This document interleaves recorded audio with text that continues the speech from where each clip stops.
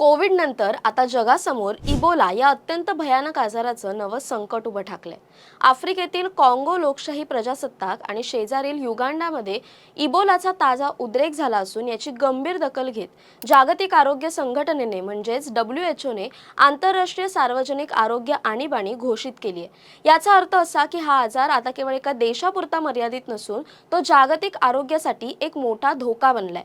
आफ्रिकेच्या सर्वोच्च आरोग्य संस्थेनुसार कॉंगोच्या इतुरी प्रांतात परिस्थिती चिंताजनक असून आतापर्यंत 336 संशयित रुग्णांची आणि तब्बल 88 मृत्यूंची नोंद झाली आहे। युगांडामध्ये सध्या 2 केसेस असल्या तरी कॉंगोमध्ये हा प्रसार वेगाने होतोय। या उद्रेकामागचं सर्वात मुख्य आणि भीतीदायक कारण म्हणजे बुंदीबुग्यो हा विषाणू।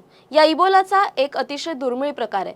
सर्वात चिंतेची बाब ही की या विशिष्ट विषाणूवर अद्याप कोणतेही ठोस उपचार किंवा अधिकृत लस उपलब्ध नाही, ज्यामुळे रुग्णांना वाचवणं आणि संसर्ग रोखणं हे आरोग्य यंत्रणांसमोर एक मोठं आव्हान ठरतंय।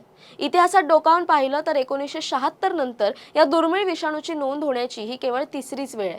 त्यामुळेच याला अत्यंत घातक मानलं जाते। अनेकांच्या मनात भीती आहे की पुन्हा कोविड सारखी परिस्थिती येईल का, तर WHOच्या मते सध्या हा उद्रेक कोविड सारख्या जागतिक महामारीच्या निकषात बसत नाही, त्यामुळे आंतरराष्ट्रीय सीमा बंद करण्याचा कोणताही सल्ला देण्यात आलेला नाहीये।